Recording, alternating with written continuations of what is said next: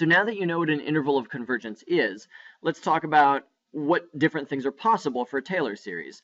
So if you have a Taylor series centered at A, such as this, there's only 3 possible intervals of convergence that it could have.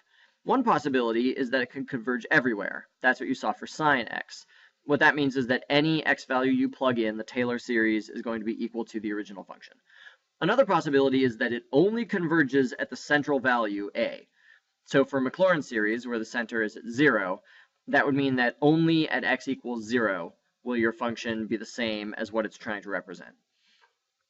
The third possibility is that it converges on some particular finite interval. That's what we saw with the geometric Taylor series from the last example. In that case, the interval of convergence was from -1 to +1.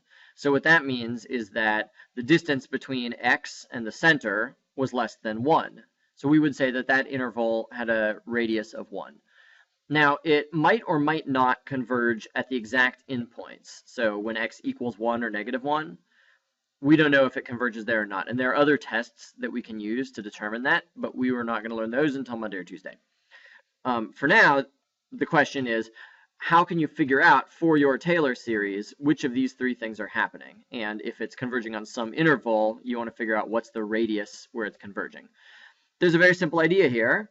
The big idea is apply one of the convergence tests from the first video. So apply the ratio test, for example. That test is going to have an x term in it. You want to solve for x. And what that means is you're going to figure out what values of x will make the series pass that convergence test. Those are the exact values for x that the series will converge for, and that's what it means to be in the interval of convergence. So let's look at an example. Hi, now I'm on a whiteboard.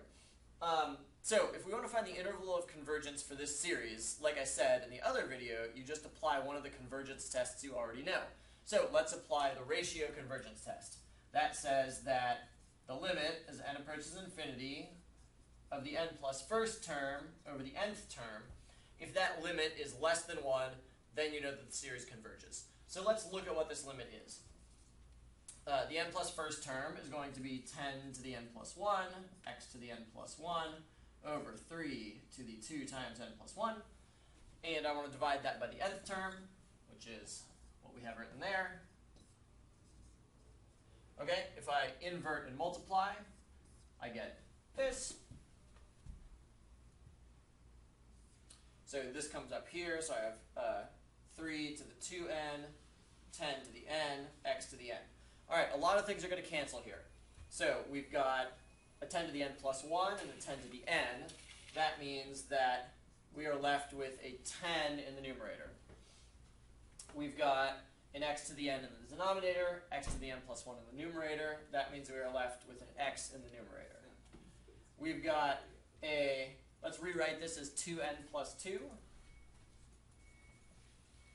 So we've got a 3 to the 2n and a 3 to the 2n plus 2. That means in the denominator we have a 3 squared. All right, so now we want to know what's the limit as n approaches infinity for this expression. Since there are no n's anymore, this is the limit. So what does this have to do with convergence? We know that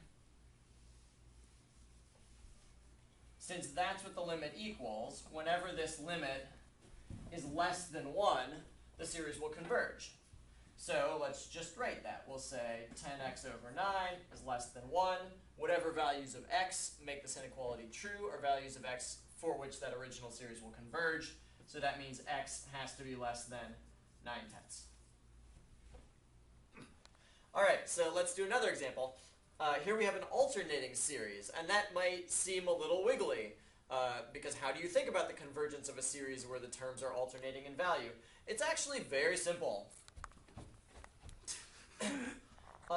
We have this alternating series theorem, which says that if you look at the sum of the absolute value of each of your terms, and if that sum converges, then it should also be clear that your original sum, where each of the terms could be either positive or negatively valued, also converges. And I think that makes a lot of sense. Like, consider this series here. We've got alternating terms.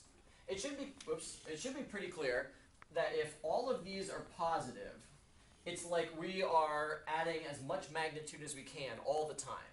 So if this converges, why would it make sense that this one also converges? Because this one is going to be strictly less than that one, because the magnitudes of the terms are each the same, but now some of them are negative. So the upshot of all of this is if you're looking for an interval of convergence, don't be afraid to just look at the absolute value of the term instead of whatever the term is anyway. So let's do an example. So here, same as before, we're going to apply the ratio test. So we'll look at the limit as n approaches infinity of the n plus first term over the nth term. So the n plus first term, except now I'm going to look at the absolute values. So because I'm looking at absolute values, that means I can ignore this alternating term here. So the n plus first term is going to be x to the 2 times n plus first term plus 1 over 4 to the n plus 1. I'm dividing that by the nth term, so that means I'll multiply by the reciprocal. So that gives me 4 to the n over x to the 2n plus 1. Now let's see what cancels. So here we've got 4 to the n, and the denominator is 4 to the n plus 1. So that means there's just a 4 in the denominator. Everything else cancels. Here, let's rewrite this. So this will be 2n plus 2 plus another one is 2n plus 3. So here we've got 2n plus 3. Here we've got 2n plus 1. So that must mean we have x squared in the numerator. And everything else cancels.